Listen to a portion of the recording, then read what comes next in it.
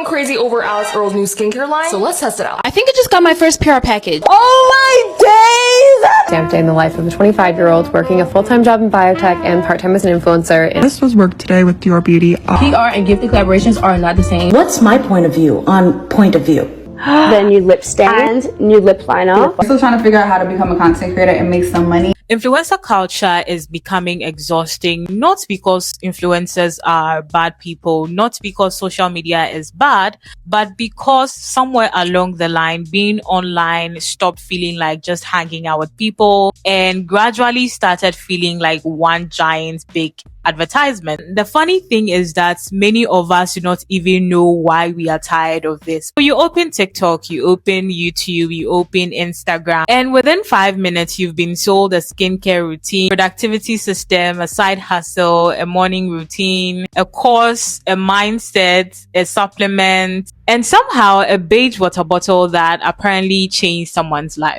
At this point, even my breakfast feels underachieved. So let's talk about the age of constant performance, because I think when you observe social media, it feels like everything is starting to feel like a performance. One thing researchers have noticed is that social media has gradually blurred the line between being a person and being a brand. Sociologist Irving Goffman talked about how people perform different versions of themselves depending on the audience. What he couldn't have predicted is that in 2026, some people are performing for millions of strangers online while trying to make coffee. Every moment is now content. A workout isn't just exercise anymore. It has to be content. A vacation isn't just a vacation. It is content. A relationship isn't just a relationship anymore. It has to be content. And at some point, the internet just became one huge, giant reality TV show, and we are all just unpaid extras. Anthropologist Robin Dunbar proposed what has now become known as Dunbar's number. The idea suggests that human beings can comfortably accommodate or maintain 150 meaningful social relationships. Now, compare that to modern social media. Some people follow about 500 influencers. Others follow more than 1,000 influencers. Every day, we are consuming their opinions, lifestyles, achievements, relationships, anxieties, fears, breakups, purchases,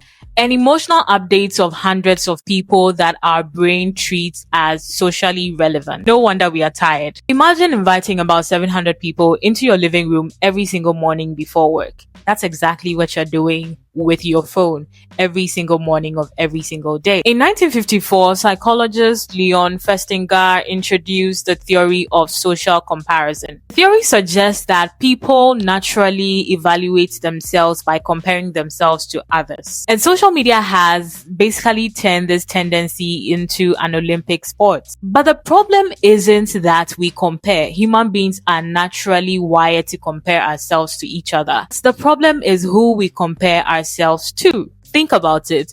You're comparing your normal Tuesday to someone's best edited highlight reel. Someone spends 3 hours setting up lighting, editing clips, choosing music, adding caption, and you watch it and think, wow, my life is really falling apart. Meanwhile, they are probably sitting on the floor, eating noodles, and wondering why the algorithm hates them. You know, there was a time when celebrities were celebrities. Now everyone is being encouraged to become their own marketing department. And research on self-branding and digital identity has shown how online platforms increasingly encourage people to market themselves as products. Think about the advice people get today. If you are a content creator or just somebody who is in the content creation space, you've come across multiple of these types of advice. Build your brand, find your niche, optimize your image, monetize your audience, monetize your hobby, scale your influence. Sometimes it feels less like advice for human beings and more like instructions for starting a startup. The message is subtle but powerful. Don't just live your life. You need to package it. In one previous video, I spoke about the attention economy And today I'm going to expand on it just a little bit more. One of the reasons why influencer culture feels exhausting is because it operates inside what researchers call the attention economy. Your attention has become one of the most valuable resources online. Every single creator is competing for it. Every platform is competing for it. Every brand is competing for it. Watching this video, I'm holding your attention. And increasingly, day by day, every single person is competing for it as well. This means that everything gets louder, more dramatic, more extreme, more exaggerated, because calm doesn't always go viral. Let's be honest. You know, the video title, "I woke up and had a productive morning," will probably get about 2,000 likes.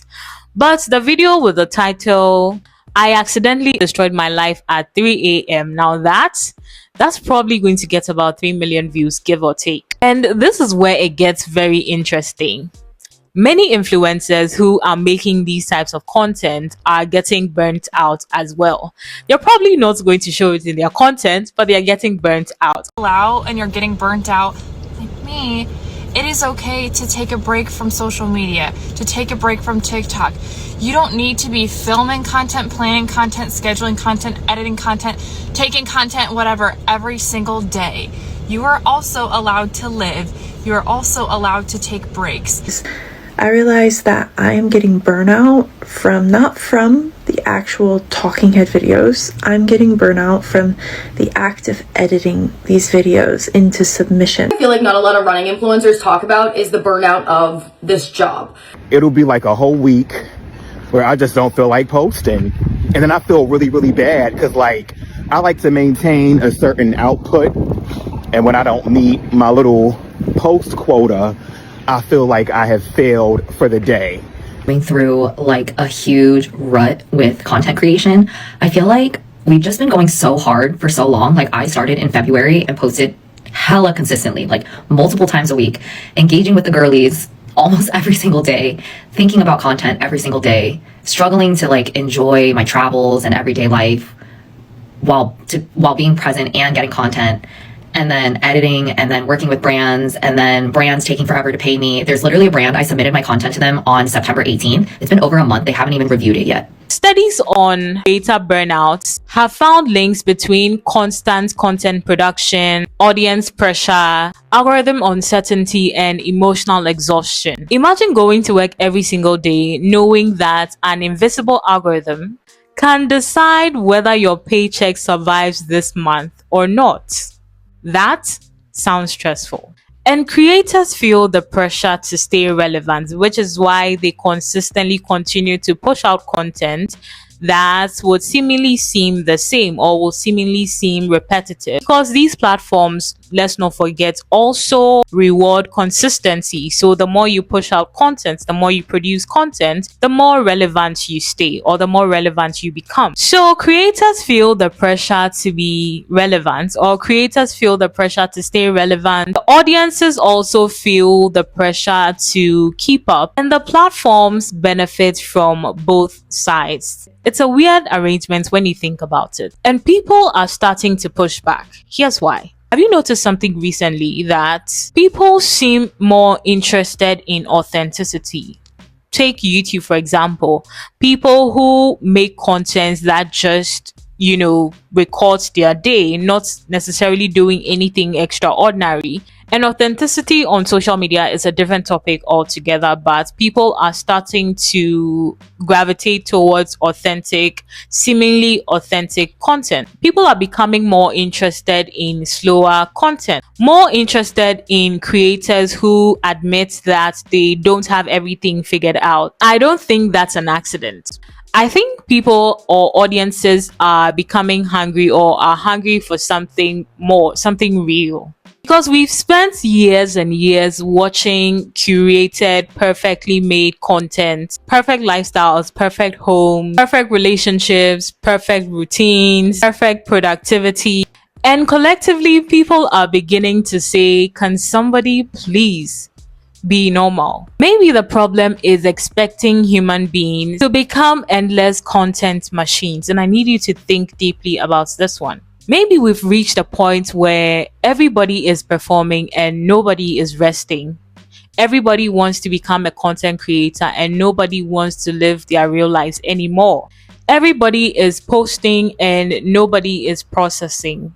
Everybody is now documenting and nobody is experiencing. And maybe that is why influencer culture now feels exhausting. Not because we hate influencers, but because we are starting to realize that a life constantly optimized for content isn't necessarily a life well lived. Are influencers getting more exhausting, or are audiences simply becoming more aware? Because I think this conversation is much bigger than social media. It's really about what happens when attention becomes the most valuable currency in the world. If you enjoyed this video, subscribe, and remember that you don't have to turn every single part of your life into content. Some memories deserve better than an algorithm.